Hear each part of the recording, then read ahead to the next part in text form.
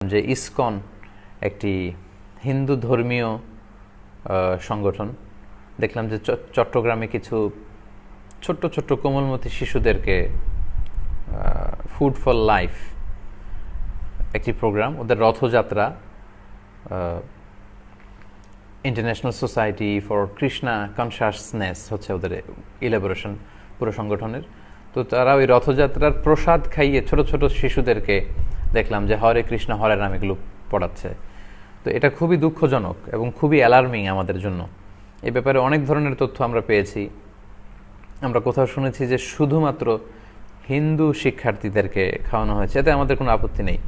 কিন্তু আমরা ছবিতে এবং কিছু ভিডিওতে দেখেছি মুসলিম শিক্ষার্থীদের মধ্যে এই প্রসাদ বিতরণ করা হয়েছে, যেহেতু তাদের কল্পিত দেবদেবীর নাম বলে এই প্রসাদগুলোকে ডেডিকেট করা হয় এবং হরে কৃষ্ণ হরে রাম বলে খাওয়া কোনো মুসলমানের জন্য এটা